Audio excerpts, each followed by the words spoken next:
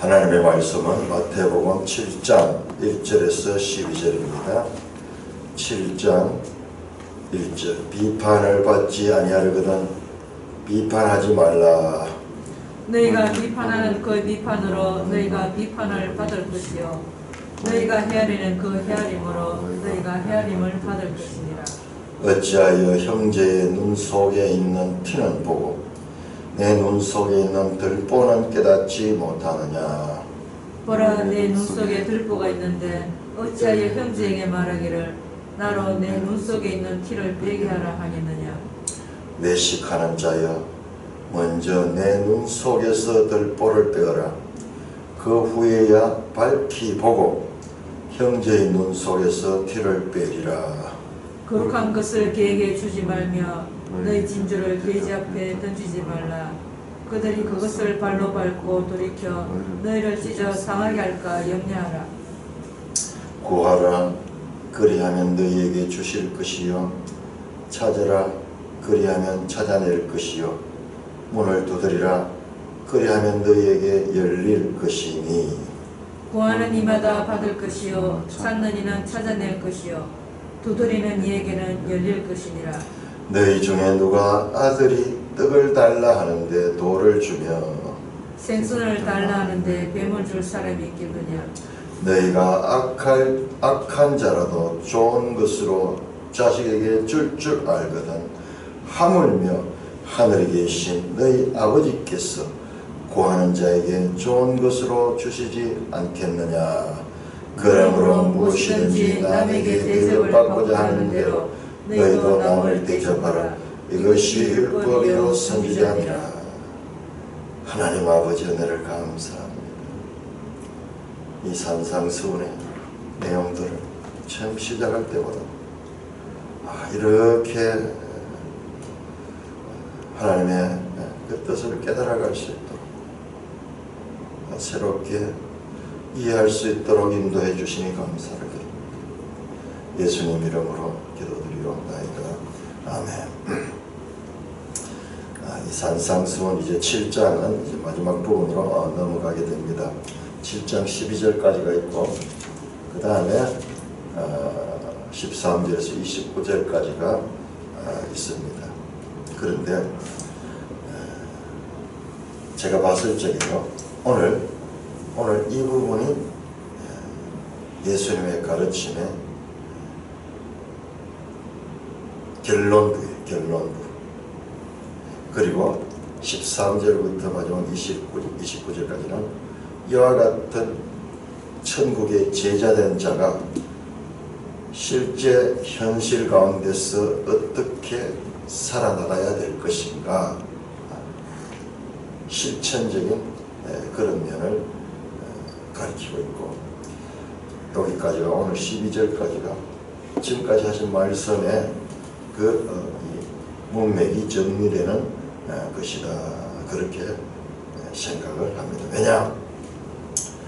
자, 이게 그냥 몇 번 읽어가지고 그냥 읽어야 되는 이야기가 아니에요. 핵심 주제가 있었어요. 핵심 주제가 뭐냐 그러면은 5장 12절에 보면은 팔복을 말씀하고 너희 전에 있던 선지자들도 너희와 같이 그렇게 다 의를 위하여 핍박까지 당했다. 의가 중요한 핵심 메시지였어요. 의. 6절입니까? 의에 줄이고 목마른 자는 복이 있나니 그랬죠. 그 다음에 마지막 10절입니까? 거기 가면은 의를 위하여 박해받는 자가 복이 있나니, 그러면서 너희 전에 있던 선지자들도 그랬다. 의가 팔복에서도 2번 나옵니다. 4번째 그리고 8번째. 자, 첫 복에서 4번째 복까지가 사람과의 관계, 그 다음에 5번째에서 마지막 8번째까지가 이 하나님과의 관계에서의 이 태도를 말했다면, 그 인간관계에서도 4번째는 의고, 그리고 마지막 8번째도 의가 등장합니다. 그리고 이 의 때문에 선지자들이 선지자들도 너희 전에 있던 선지자들도 이와 같은 길을 걸었다. 그러면서 너희는 세상의 소금이고 세상의 빛이다. 그게 선지자들이 했던 말씀. 자, 그리고 5장 17절에서 아주 중요한 말씀이 나오는데 5장 17절이 뭐냐 그러면은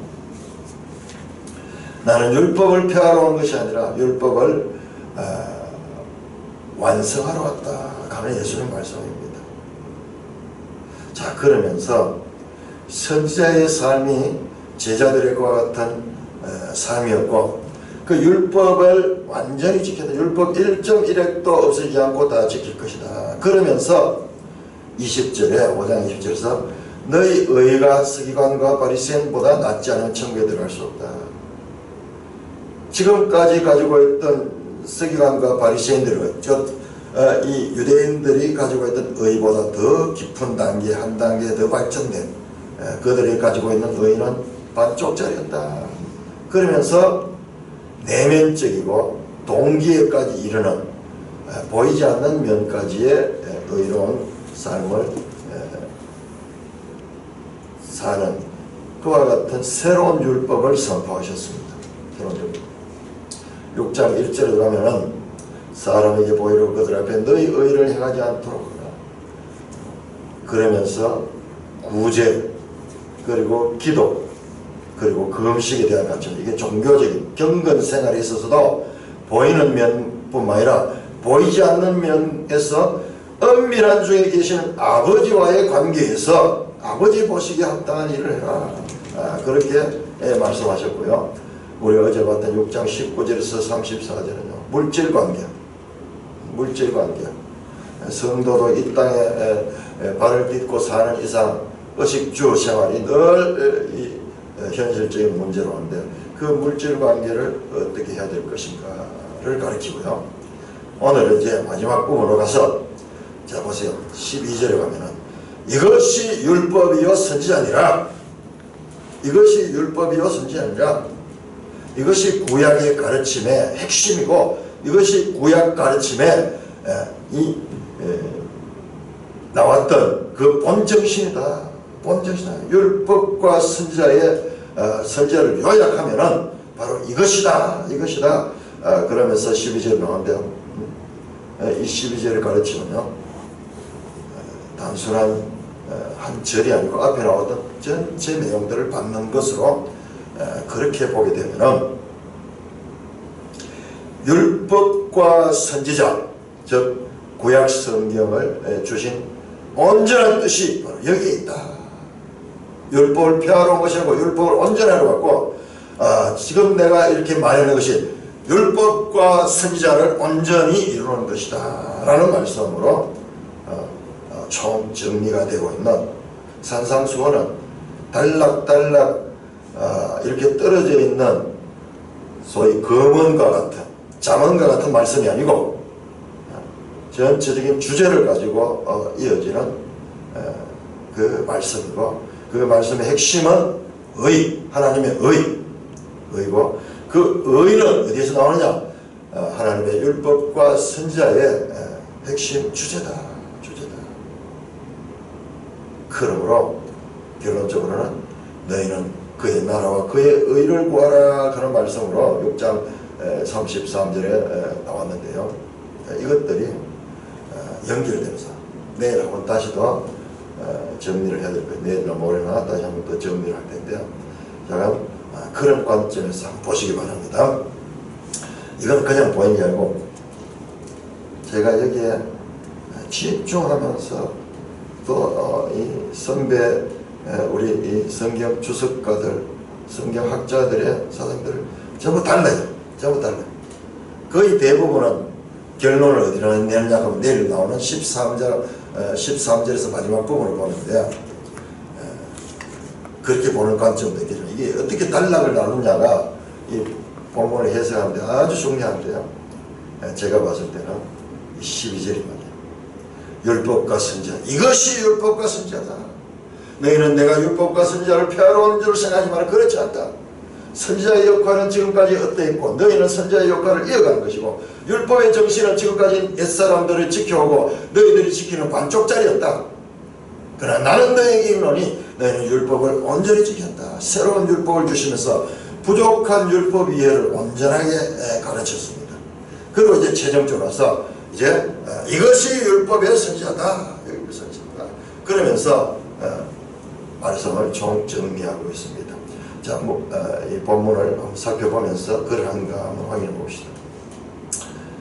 1절입니다. 7장. 비판을 받지 아니하리거든 비판하지 말라. 비판이라는 말은 크리네트, 판단한다. 영어 성경에 보면은 judge라고 되어 있기도 하고 judge라고 말합니다. 크리틱하죠. 크리틱. 비평. 그 원어가 여기서 나옵니다. 크리네트. 비판을 받지 않는 것. 비판하지 말라. 너희가 비판하는 그 비판으로 너희가 비판을 받을 것이요. 이 말씀은 참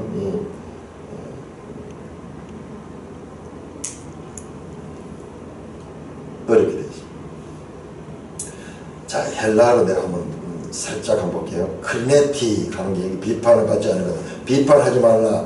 크리테테. 비판하는 크리마티. 비판으로 크리네. 너희가 비판을 받을 것이요. 크리테세타이. 크리세세타이. 비판이라는 말이 계속 나옵니다.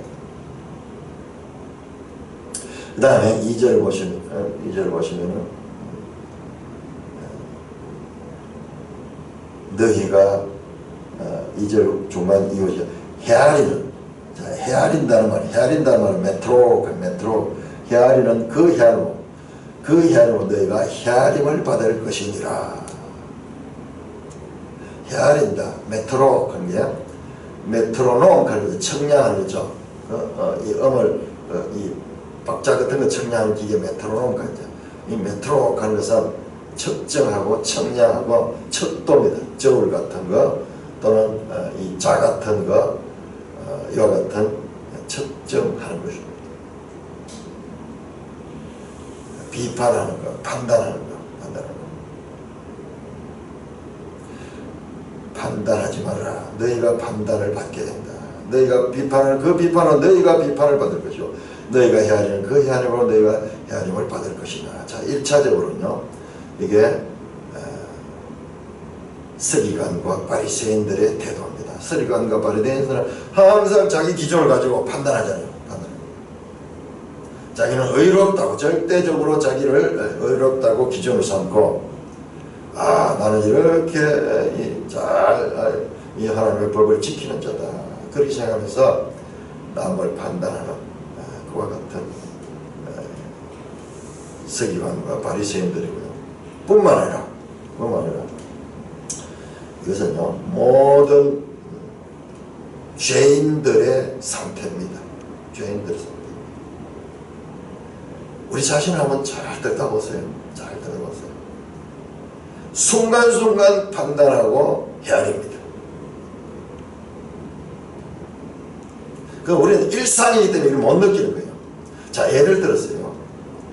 우리가 예배드리는데 누가 어떤 사람 한 사람이 탁 들어온다. 그 순간 우리는 종합적으로 컴퓨터 쫙 움직이면서 종합적으로 그 사람을 분석해냅니다. 이 사람이 가난한 사람이다. 이 사람 정의적으로 좀 문제인 사람이다. 이 사람 좀 순간적으로 이 사람은 돈도 있고 이 사람은 지식도 있고 이 사람은 좀 존중해줘야 될 사람이다. 내하고 좀 관계를 가까이 해야 될 사람이다. 저 사람은 내가 앞으로 멀리 해야 될 사람. 이게 순간적으로 순식간에 판단이 쫙 나오는 거예요. 자, 우리가 존 오웬의 내 진자 속에 거하는 죄를 가지고 이 본문 한번 보세요. 우리가 이 공부를 하고 나면요 성경뿐만 아니라 우리 자신을 들다 보는데 엄청난 변화가 생깁니다. 자, 왜 비판하지 말고 왜 판단하지 말라고 하나? 우리가 판단하는 기준이 뭐예요? 죄잖아요. 죄. 신자 속에 내재하는 죄가 나타나서 지금 판단하고 죄가 나타나서 청량하기 때문에 그 자체가 악이에요. 그 자체가. 지금 여기 나와 있지 않지만 나중에 사도 바울은 로마 7장에서 그것을 말씀했고 그 사도 바울의 말씀과 성경 전체가 존 오웬이 그 부분을 주의해야 하는 거죠. 그 부분을 해석했는 거예요. 쉽게 풀어내도록 해석하기 위해서 그 부분을 다루고 있는 거예요.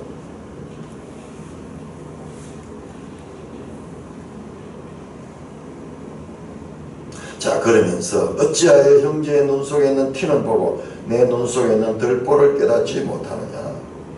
보라, 내 눈 속에 들보가 있는데 어찌하여 형제에게 말하기를 나로 내 눈 속에 있는 티를 빼게 하라 하겠느냐. 외식하는 자여, 먼저 내 눈 속에서 들보를 빼라. 그 후에야 밝히 보고 형제의 눈 속에 티를 빼리라. 자, 외식하는 자 나왔죠. 이 외식하는 자는 앞에 나왔죠. 그 서기관과 바리새인들은 외식하는 자. 그런데 그들뿐만 아니라 모든 사람이 외식합니다. 외식. 겉으로 나타나는 것은 철저하게 이렇게 꾸미고 중요시하면서 그 내적인 면은 전혀 보지 못하는 우리 인생들의 모습.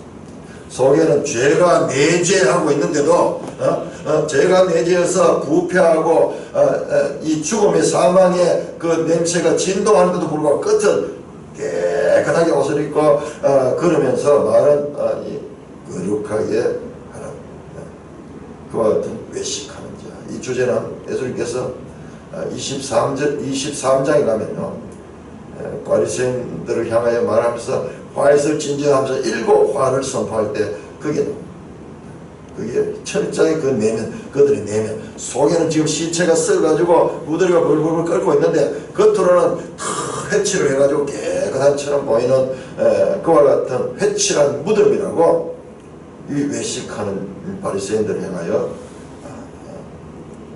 이 직설적으로 하나님께서, 예수님께서 말씀하는 내용입니다. 자, 그것을 왜 우리가 판단하지 말고 왜 우리가 헤아리지 말아야 되는가? 우리 기준을 가지고 하지 말냐? 우리 속에는 뭐가 있냐 하면은 들보가 있다. 우리 눈에는 들보가 있고 상대방 속에 있는 티, 작은 거. 참 이것도 어떤 주석가가 이렇게 말하는데 참 재밌게 표현했어요. 예수님 목수잖아요. 목수. 그러니까 들보, 나무로 들보 만들고 뭐 이런 거 할 때도 이렇게 하시기 때문에 그 비율들. 티는 아주 티끌 같은 그런 과장법으로 그렇게 표현합니다. 눈 속에 들보가 들어갈 수 없죠. 그만큼 크다는 얘기죠. 이게 뭐예요? 이게 자기 중심성입니다. 자기 중심성.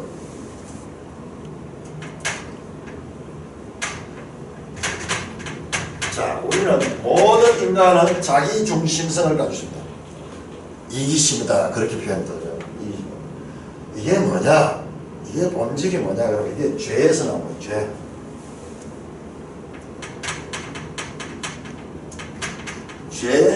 죄는 자기중심적입니다. 자기중심. 우리는 이게 너무 일상되고 뭐 늘 그리 팔은 안으로 굽는다 하는 속담이 사실은 그 말이에요. 네 눈이 밝아 하나님같이 되리라 했을 때 딱 그 말씀을 확 붙잡으면서 정말 자기가 이 교만한 그 하나님이 되고자 합니다. 자기 중심성은 또한 교만으로 연결됩니다. 교만으로 연결됩니다. 자, 이 교만의 원인이, 교만의 원천이 누구냐 하면 이게 사탄이에요. 사탄은 하늘에서 교만하다가 하늘에서 쫓겨난 존재가 사탄입니다. 이 땅에 와서 계속 그와 같은 자신의 그 사상을 사람들을 통해서 구현하려고 하는 거예요. 구현하려고. 자기 중심적. 내가 신이다. 내가 중심이다. 모든 것을 내 중심으로 보는데 그 속에는 들보가 있는 거예요. 절대적으로 우리가 공정한 판단을 할 수 없는 이유가 바로 여기 있는 것입니다. 자기 중심성 때문에. 오늘 세상을 이런 관점에서 한번 보세요. 정치권에서 좌파 우파 가는 거 보세요. 완전히 자기들 하는 일은 늘 정의롭고 상대방은 늘 악합니다.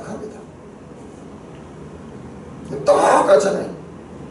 좌파는 참으로 정의롭고 우파는 부패했다고 그랬는데 이제 좌파 정권이 도와서 보니까는 지금 시간이 지나면서 이제 드러나기 시작하는데 곳곳에서 부패하고 곳곳에서 잘못된 일들이 지금 막 터져 나옵니다. 좌파의 본부인 청와대 안에서부터 어제도 청와대 경제 비서관 한 사람이 그 속에 있는 말을 그대로 했다가 자기로서는 그 이 상공회에서 초청돼 가지고 거기서 참 자기 실력을 한번 뽐낸다고 그렇게 이제 이 연설했다가 거기에서 실언을 하고 온 국민들이 이 공분을 일으키면서 어제 대통령이 바로 막 그 자리에서 사표를 수리했더라고요. 청와대에서 지금 사고가 계속 터져나오고 계속. 좌파의 핵심부가 지금 청와대입니다. 그 이유들이 다 뭐냐 그러면 자기들은 절대적으로 의롭다고 생각합니다. 그리고 상대방은 절대적인 악이라고 생각합니다. 이와 같은 이분법을 가지고 보니까는 우파가 정권을 잡았을 때도 그랬고 좌파가 정권을 잡을 때도 똑같은 거예요. 그게 어디서 나오냐? 이와 같은 죄성. 그냥 세상 그냥 현상만 보니까는 늘 같은 이야기야. 그러나 그 본질적으로는 문제 원인이 보이는 겁니다. 제자들도 마찬가지예요. 이것은 인간, 즉 죄인들의, 그래서 성경이 죄인이라고 할 때는요, 이게 위대한 발견이에요. 위대한 발견. 죄인이다 하는 것은요, 죄인이라고 합니다. 이 문제, 이 죄 문제를 해결하기 위해서 이것을 바로 그런 면에서 보면 이게 의인화 만들고 의인화 만들고 이게 예수 그리스도의 사역의 궁극적인 그 목적이에요. 목적. 그래서 칭의라고 해요. 칭의. 의롭다함을 예수 그리스도는 의롭다함을 얻는다. 이 땅에서는 비록 성도로 할지라도 죄의 공격을 받을 수밖에 없고 죄가 내 속에 내재했기 때문에 죄 때문에 신음하고 죄 때문에 탄식하고 죄 때문에 넘어질 때도 있지만 궁극적으로 하나님 나라 속에는요 이 죄 문제가 없어져 버립니다. 그래서 계시록 저 후반절에 가면은 죄가 없어지니까 사망도 없어지고 애통하는 것이나 병든 것이나 슬픈 것이나 모든 것이 다 없어져 버려요. 다 없어져 버려요. 이게 전부 다 이렇게 연계된 그와 같은 것들. 인간이 죄인임을 세상의 철학은 알지 못해요. 그러니까 그들 속에서 여러 가지 좀 깊은 생각들이 나오고 하지만 그것이 대안이 되지 못하고 하나의 설에 지나지 않는 거예요. 자, 그러면서 6절에서 거룩한 것을 계획해 주지 말며 너희 진주를 돼지 앞에 던지지 말며 그들이 그것을 발로 밟고 돌이켜 너희를 찢어 상하게 할까 염려하라. 이야, 여러분 이거 한번 보세요. 좀 이상하지 않아요? 염려하라 하는 말이 여기 나왔어요.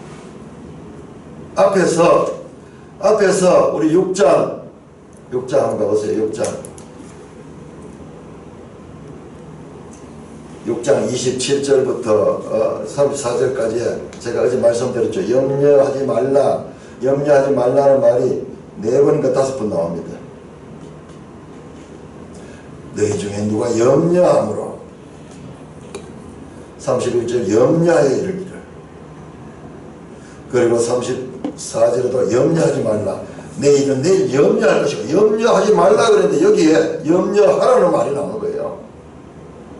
그래서 너무 이상해가지고 원어를 찾아봤어요. 원어를 찾아보니까 이게 없어요. 염려하는 말은 메림나오 가는 단어인데 헬라어로 영어로 anxious. 원문에는 상하게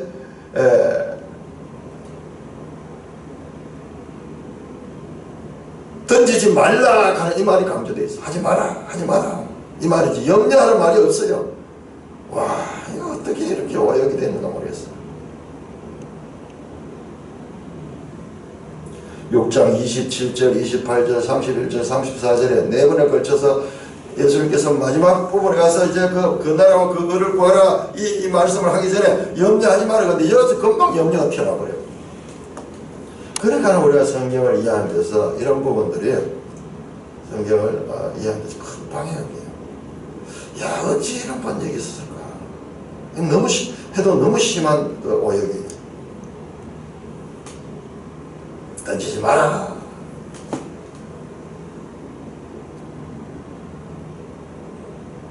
거룩한 것이 무엇이냐 그러면요, 거룩한 것이 바로 이와 같은 하나님의 말씀입니다.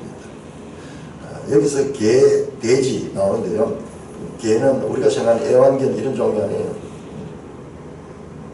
아주 가장 이 천시하는 표현할 때 우리도 그러죠. 개 XX 가듯이 그런 표현이고, 돼지. 최근에 누가 그런 얘기, 모든 민중은 개돼지라 그런 표현을 했다고 하는데 딱 그 말씀이 여기 나와요. 개와 돼지. 진주는 뭐냐 그러면, 진주와 거룩한 것이 지금 여기 평행을 이루고 개와 돼지가 평행을 이룹니다. 개에게 주지 말며 돼지 앞에 던지지 말라, 서로 평행을 이루는 표현인데, 거룩한 것, 진주, 이것은 하나님의 천국 복음이고요.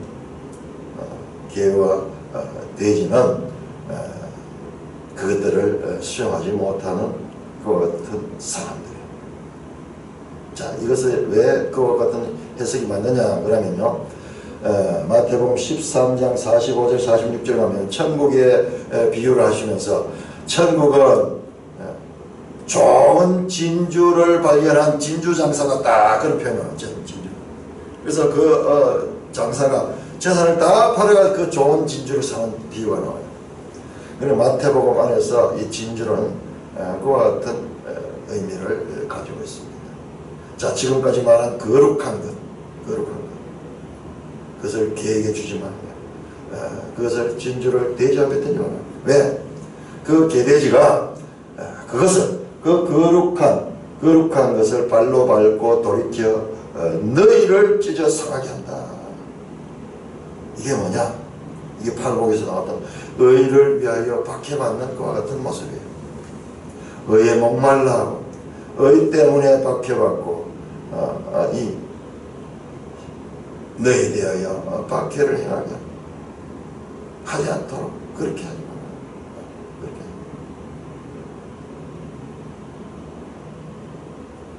공의롭지 못한 판단을 나타내는 비유입니다. 공의롭지 못한 판단. 거룩한 것을 개돼지처럼 그 가치를 전혀 알지 못하고 발로 밟아 찢어 상하게 할 뿐만 아니라 너희를 향하여서도 공격할 것이다.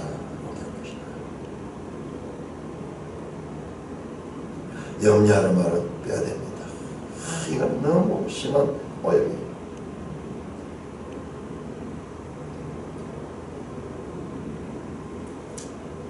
자, 그러면서 어디로 나가냐? 구하라 그리하면 너에게 주실 것이요, 찾으라 그리하면 찾으실 거요, 문을 두드리라 그리하면 너에게 열릴 것이. 자, 여기에서 갑자기 이제 기도에 대한 말씀이 나옵니다.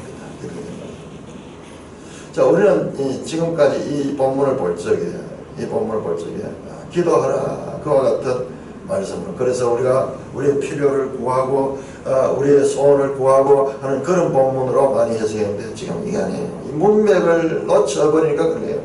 문맥으로 연결해야 돼요. 자, 지금까지 가르친 예수님의 말씀이 천국 복음이에요. 내일 좀 더 설명하지만 천국 복음이에요. 천국 복음. 천국 복음이 뭐냐? 서기관과 바리새인의 의보다 더 나은 의예요. 더 나은 의. 그의 나라와 그의 의를 추구하는 가장 바로 그의 의, 하나님의 의예요. 하나님의 의가 무엇이냐? 옛사람에게 말한 바 너희가 그렇게 들었고 나는 너희에게 이르노니 예수님의 더 보충된 그 말씀이에요. 온전한 그와 같은 말씀이에요.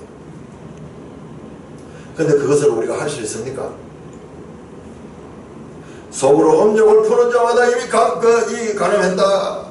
미워하는 자마다 살인했다. 아무도 그렇게 할 수 없습니다. 지금 앞에 나오는 내용까지만 끌어서 보면요, 우리에게 더욱더 절망하게 하는 것이 예수님의 말씀이었습니다. 우리 판단 안 합니까? 순간순간 판단하고 판단으로부터 자유롭고 싶지 않은 내가 아니잖아요. 내 속에서 판단이 나오는데 어떡합니까? 내 의식으로 통제할 수 있습니까? 통제할 수 없습니다.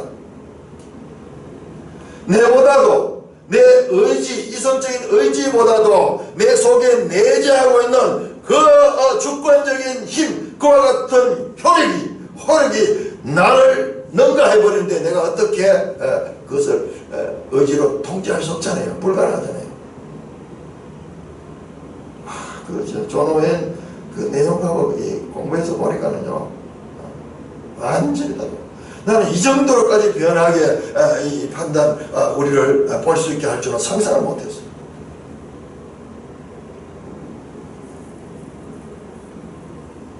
그러니까는 절망 가운데서 하나님께 구하는 거예요. 사람으로는 할 수 없다.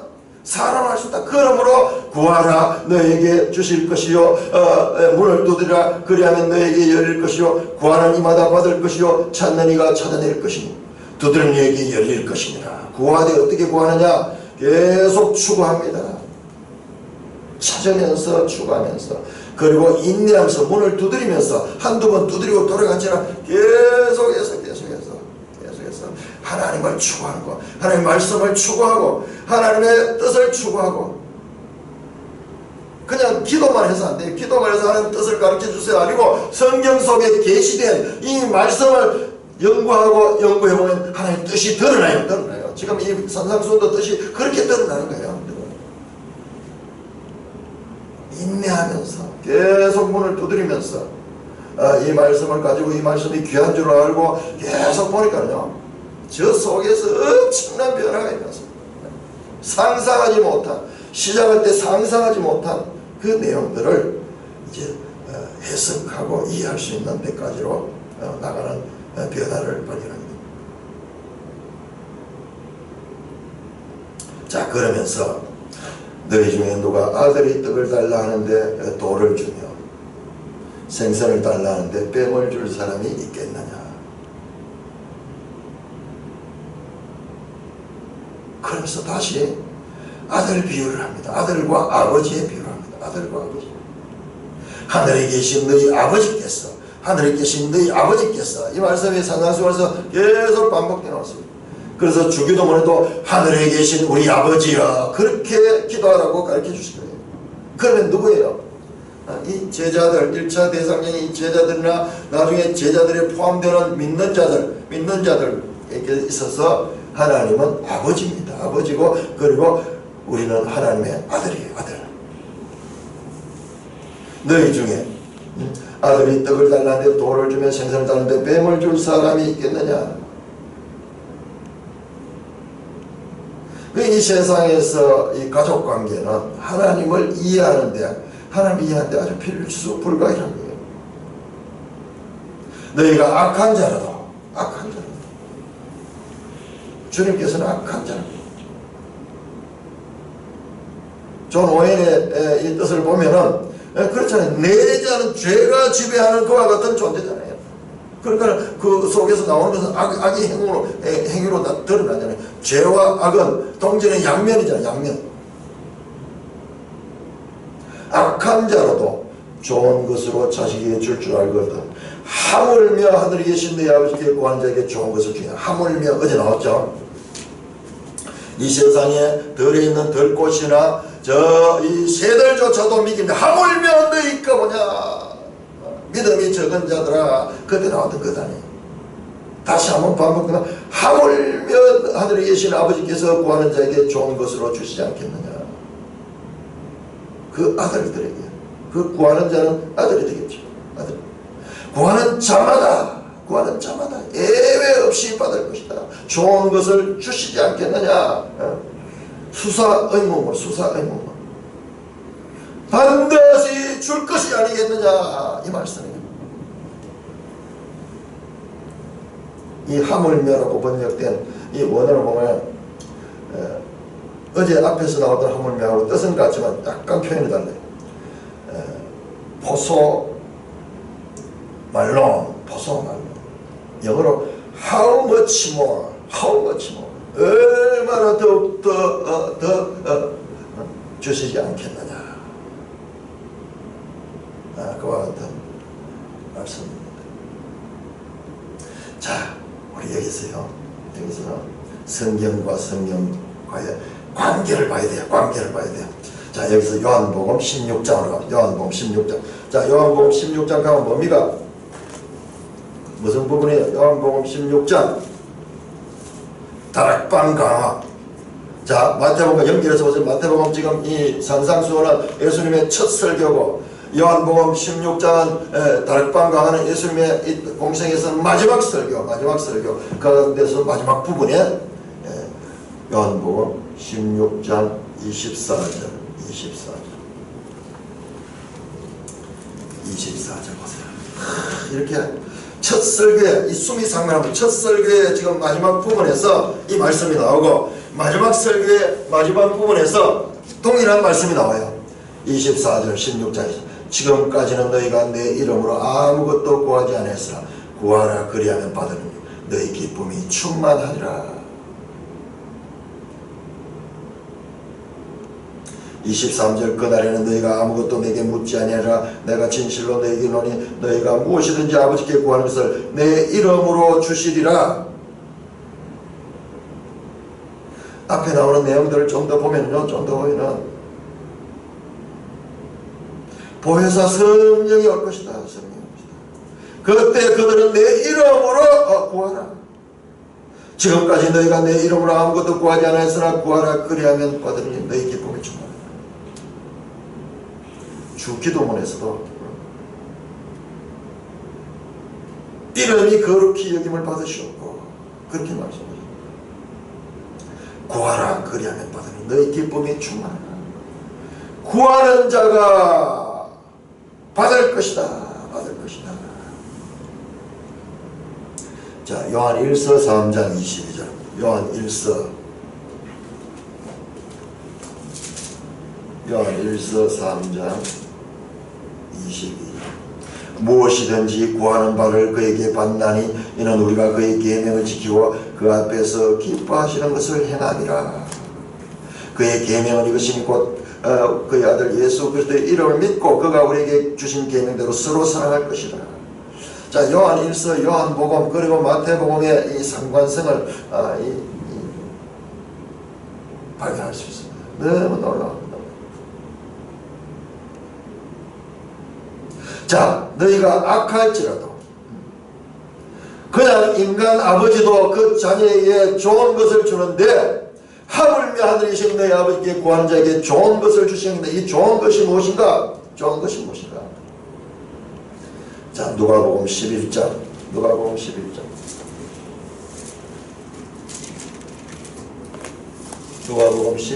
13절. 누가복음 11장 13절. 똑같은 말씀입니다. 11장 13절. 너희가 악할지라도 좋은 것을 자식에게 줄 줄 알거든 하물며 하늘에 계신 아버지께서 구하는 자에게 성령을 주시지 않겠느냐 하시니라. 성령을 주시지 않겠느냐. 이 누가복음이 없었으면 이 마태복음이 제대로 해석되기가 힘들 거예요. 좋은 것이 두루뭉실했는데 그 구체적으로 그 좋은 것이 뭐냐? 성령. 자, 산상수훈을 한번 연결해 봅시다. 좋은 것, 즉 성령으로 하지 아니하고는 우리가 온전한 하나님의 의를 구할 수가 없다. 온전한 하나님의 의를 행할 수가 없다. 사람으로는 할 수 없어도 성령으로 할 수 있다.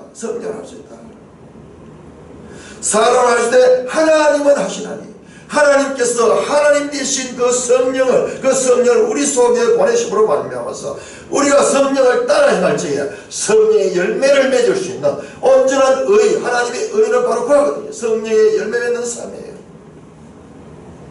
육체의 소욕을 따라가 살던 자에게 좋은 것을 통하여서 참으로 온전한 하나님의 의에 순종할 수 있는 자까지 나갈 수 있다.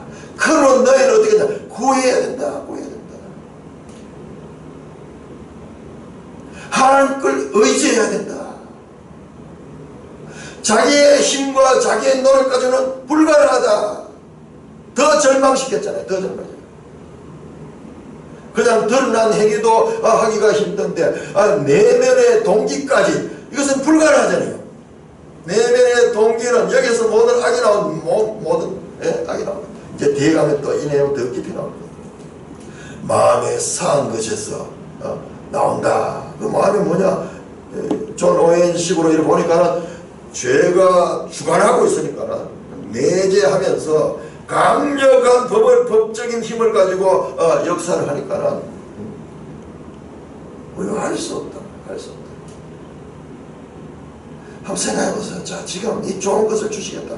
사도 바울이 로마서 8장에서 이것을 다 해석합니다. 죄와 사망의 법에서 생명의 섭리의 법으로 너희를 옮겼느니라. 자, 8장 4절 한번 다시 한번 봐보세요. 지금 이 말씀이 어떻게 연결되는가?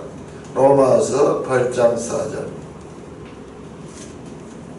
성경과 성경과의 관계를 발견하는 기쁨은요, 그냥 한 절 한 절을 통해서 깨닫는 기쁨과는 비교할 수 없을 정도로 하나님의 구속사적인 그와 같은 유기적인 그와 같은 이 성경의 관계와 하나님의 구속사적인 교훈을 발견한 거예요.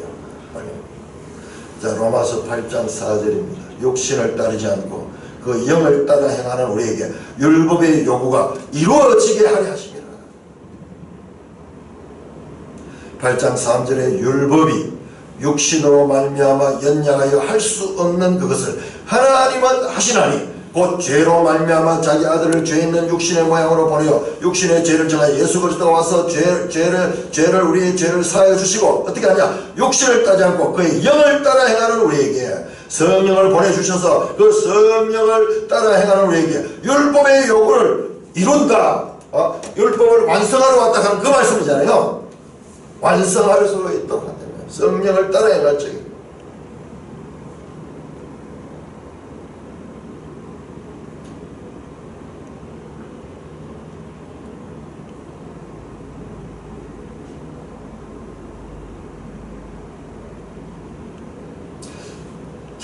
자, 여기서 한번 우리가 큰 그림을 한번 그립시다.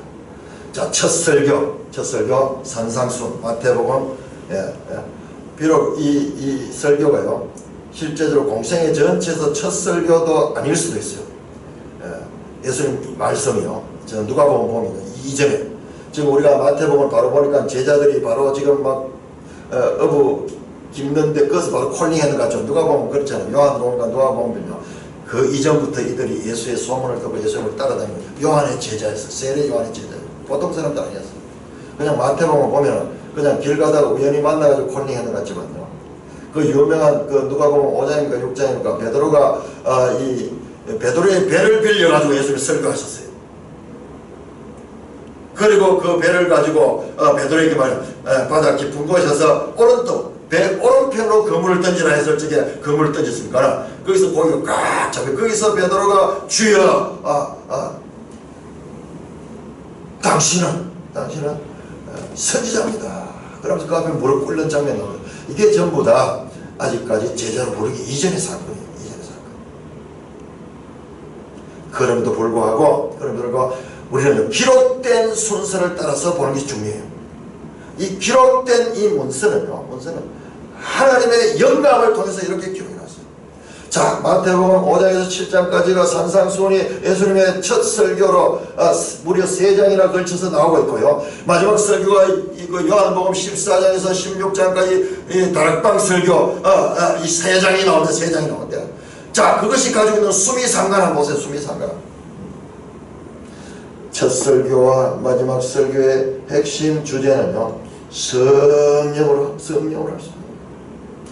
아니, 마지막 설교는 14장 16강이 보혜사 성령에 대한 설명이었고, 지금 첫 설교의 결론 부분에 가서도 성령을 가지면 할 수 있다. 좋은 것이다. 그것이. 그것으로 너희가 할 수 없는 것을 할 수 있다. 가장 유익하고 가장 좋은 것이다. 아가토스. 좋은 선물이라고 원어를 보면요, 좋은 선물로 좋은 선물. 도마테 좋은 것. 너희 속에 나온다니 선물로 선한 것, 좋은 것. 내가 너에게 떠나갈 길이 유익하다. 다락방 설교에서 예수는 그렇게 말씀하셨습니다. 내가 가고 나면은 왜 유익하냐? 내가 가고 나면 보혜사 그가 오실 것이다. 그가 와서 너희 속에 거하실 것이요 너희를 지도하실 것이다. 예수님은 시간과 공간의 제한을 받았지만요, 좋은 것으로 오시는 성령님은 시간과 공간의 제한을 받고 누구든지 속에 들어가서 내주하시면서 그들을 시간과 공간의 구별 없이 일할 수 있는 분이 성령이에요. 그래서 내가 가는 것이 유익하다. 그렇게 말씀하시는 거예요. 성령은 예수님의 영이고 하나님의 영입니다. 실패한 거 아니에요. 십자가에서 패하신 것이 아니라 십자가를 통해서 사망의 권세를 이기시고 우리의 죄를 사하여 주시고 뿐만 아니라 부활하시고 승천하셔서 보좌 우편에서 성령을 보내주셔서 우리도 작은 예수가 되어서 마귀의 시험에서 이겨내신 그 예수님, 첫 번째 아담의 실패한 그 실패를 두 번째 아담으로 오신 분은 승리하시고 또한 그와 같은 승리를 우리에게도 할 수 있도록 하시는 그 역사가 주님의 사역 가운데 중요한 사역입니다. 지금 현재 진행 중인 성령을 통하여 행하시는 것입니다. 교회 시대는 성령으로 시작했다가 모든 것이 성령 안에서 이루어집니다. 사도 바울이 서신서에서 그리스도 안에서 말이 그 말이었습니다. 그 말이었습니다.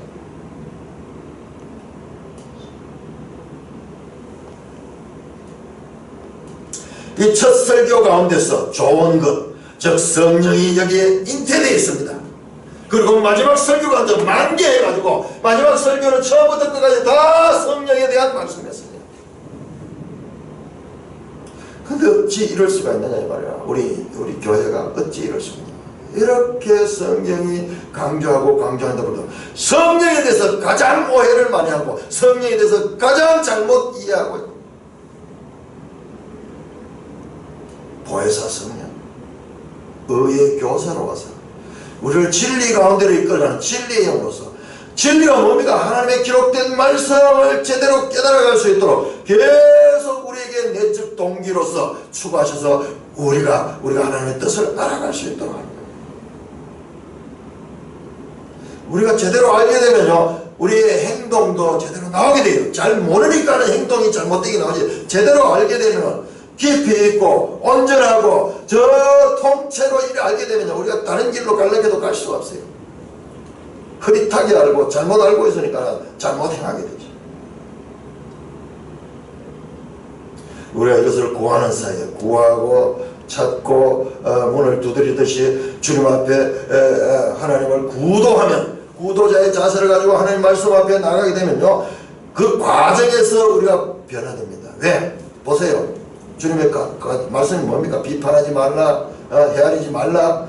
그 헤아림으로 너희가 판단받을 이런 말씀 알고 있으면 우리가 함부로 판단하겠습니까? 함부로 비판하겠습니까? 그러나 여기서 비판하지 말라는 말은요, 자, 매일성경 주석 보세요.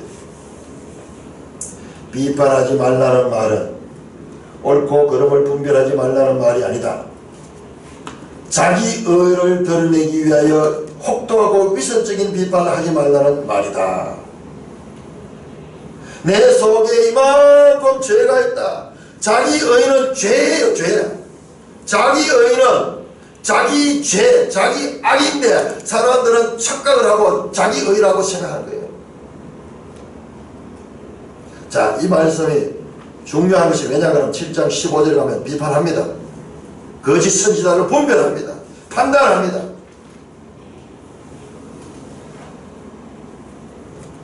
그리고 사도 요한도 말합니다. 사랑하는 자들아 영들을 분별하라. 영들이 다 하나님께 나온 것이 아니라 분별해야 됩니다. 판단해야 됩니다. 여기서 판단은요, 여기서 판단은 우리의 내적인 그와 같은 면이, 내적인 자기 의를 드러내기 위한 그런 위선적인 판단을 말하는 것입니다. 자, 히브리서 5장 14절. 진리에 대한 비판력 없으면 안 됩니다. 안 됩니다. 히브리서 5장 14절. 자, 우리 하는 말씀을요, 어린아이같이 젖이나 먹는 수준이 있고 장성한 자가 있는데, 장성한 자는 어떻게 하느냐. 13절부터 보면 이런 젖을 먹는 자는 어린아이니 의의 말씀을 경험하지 못한 자요. 의의 말씀을 경험하지 못하는 자예요. 지금 이게 지금 의의 말씀이잖아요. 의의 말씀. 단단한 음식은 장성한 자의 것이, 그들은 지각을 사용하며 연단하며 선악을 분별하는 자다. 자, 우리 이 생각에 대한 공부는요, 얼마나 우리가 많이 해야 돼요. 연단을 해야 돼요. 계속 내 속에 오해, 내 속에 잘못된 판단이 있다는 것을 이제 우리가 내 속에 거하는 죄를 통해서 알게 되고요. 그리고 안다고 해서 바로 되는 것이 아니라 끊임없이 삶 가운데서 이와 같은 일들이 반복됩니다. 그래서 연단을 받아, 지각을 사용함으로 연단을 받아 선악을 분별하는 올바른 말씀을 분별할 수 있어야 돼요. 이 과정에서 우리가 변합니다. 자, 성경 해석에 있어서 우리가 지금까지 어떻게 했습니까? 편파적이고 부분적이고 자기중심적으로 성경을 해석하고요. 성경을 자꾸 보다 보면 그것은 너무나 잘못된 것이고, 그것이 바로 죄된 자기중심에 나왔다는 것을 발견하게 돼요. 그래서 어떻게 하냐, 성경을 해석하는 과정에서도 공의롭게, 정의롭게, 그리고 전체적으로 일관되게 문맥적으로 해석하지 않으면 주신 분의 뜻을 전혀 오해할 수 있다는 것을 계속 발견하게 됩니다. 계속. 그 과정에서 우리가 변해요. 성경을 공부하는 과정에서 과거에 제가 알고 있던 그 성경 내용과 지금 계속 알아가면서 지금 내가 깨닫는 것과 너무나 다르기 때문에 이 과정에서 내가 가지고 있는 것이 절대적이 아니구나, 내가 이게 부족한구나, 그러면서 계속 자라가는 거예요. 계속 자라가는. 저 여러분들이요, 실제적으로 이제 다 컸는 것 같지만요, 특별히 청년들 그 내면 세계는요, 어리기 짝이 없어요. 전부 자기 중심적으로 지금까지 살아왔다가 이제 육체만 커가 있는데요, 지금부터는 뭐냐, 내면 세계를 계속 성장시켜야 돼. 계속 성장. 인간관계 가운데서, 일하는 가운데서, 가족 관계 가운데서 계속 자기를 보고, 남을 통해서 자기를 듣다 보게 되면요, 계속 변하게 됩니다. 아, 저게 내 모습이구나. 비판할 수 없습니다. 판단할 수 없습니다. 저것이 바로 내 모습인 것을 알게 된 자가 어떻게 그것을 비판할 수 있겠어요? 더 크게 나와서 그게 죄인됨의 표현할 것을 알게 될 적에 우리가 하나님 앞에 겸손할 수밖에 없고, 하나님 앞에 하나님의 말씀을 의지 아니하고 하나님의 뜻을 구하지 아니하고는 우리 속에서 하는 것이 전부 다 죄된 것이고 잘못된 것을 알게 되는 거예요. 오라, 나는 공고한 자로다. 이 사망의 몸에서 누가 나를 구원할까? 이와 같은 사도 바울의 고백이 우리 가운데 나올 적에, 내가 이와 같은 죄인인데 어찌 내가 남을 비판하고 남을 판단할 수 있겠는가? 진리에 대해서는 계속 분별할 수 있는 연단을 받고, 지각을 이용해서 연단을 받아서 하나님의 말씀도 그대로 보다 보면요, 우리 생각이 나. 그래서 이 말씀이 가지는 것이, 말씀이 교훈, 한 절 한 절 주는 교훈도 중요하지만 그 교훈보다 전체적으로 하나님의 뜻을 펼쳐가는 공의로우심. 자, 요한복음 7장 24절.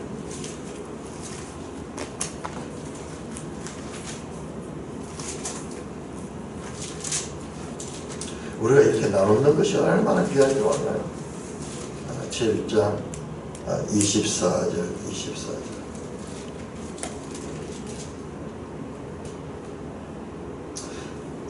24절, 23절부터 이러면서 23절, 24절 시작. 모세의 율법을 범하지 아니하려고 사람이 안식일에도 할례를 받는 일이 있거든. 내가 안식일에 사람을 전신을 건전하게 한 것으로 너희가 내게 노여워하느냐. 외모로 판단하지 말고 공의롭게 판단하라. 문맥을 봐야 돼. 이 한 절만 24절로 보면 외모로 판단하지 말고 공의롭게 판단하라. 사람을 외모로 그렇게 판단하지 마. 이런 말씀 같은데요. 이게 그 뜻이 아니에요. 23절하고 그 앞에 나온 내용은 안식일에 예수님께서 이 병자를 고쳤거든요. 그런데 그것을 보고 그 유대인들은요, 예수님 안식일을 범했다 하는 그와 같은 문제를 가지고 지적하는 거예요.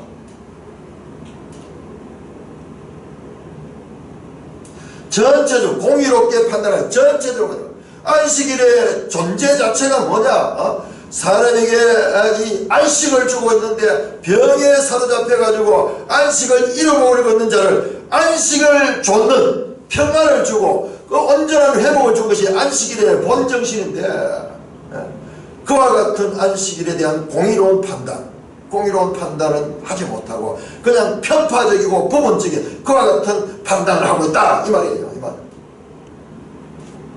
율법을 예수님은 이루고 있는 거예요. 반쪽짜리 율법에 얽매여 있는 것이 아니라 그 반쪽짜리 율법에다가 온전한 율법을 이루는데도 불구하고, 그럼 그들이 볼 때 예수님 율법 파괴자로 받는 거예요. 율법 파괴자로 그렇게 보는 거예요.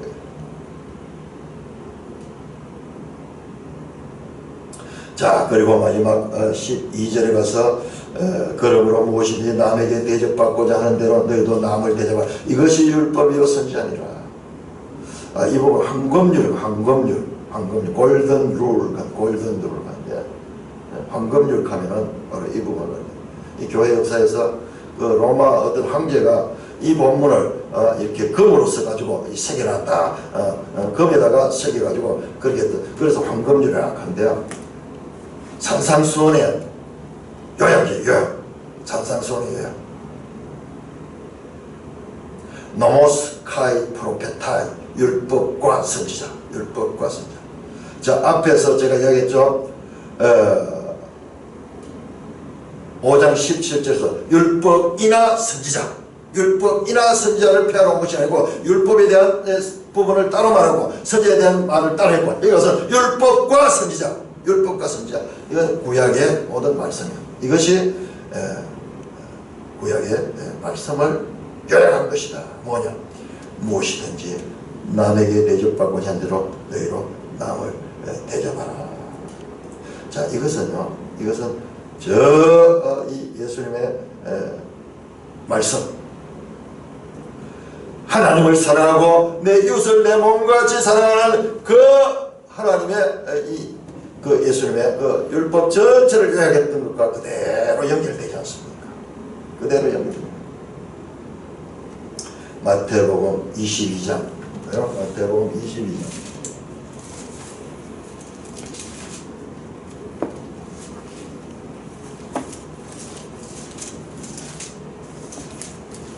마태복음 22장 37절에서 40절. 37절에서 40절.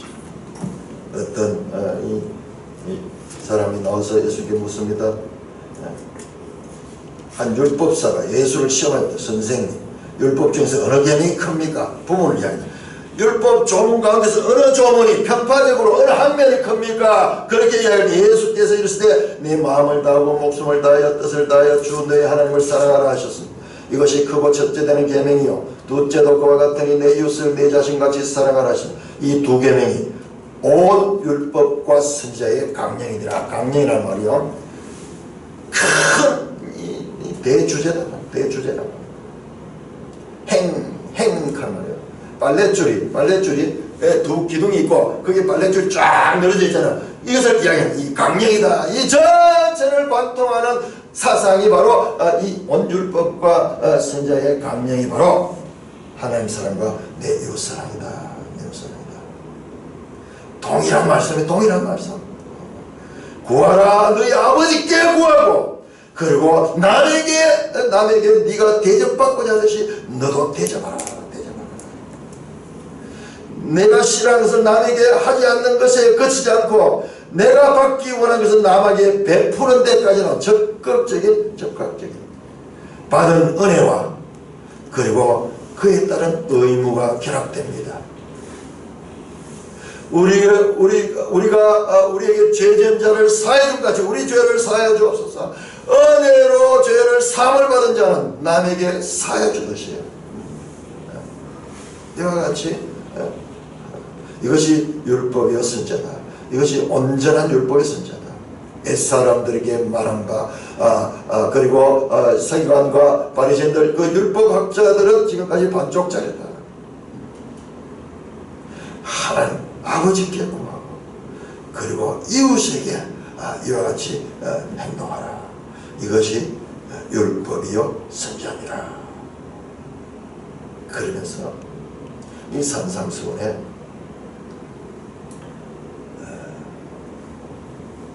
말씀을 일단 정리가 됩니다. 그리고 내일 부분은 어떻게 그러면은 연결되는가 그렇게 보면서 이 산상수훈이 이렇게 주제를 가지고 연결되는 것을 볼 수가 있습니다.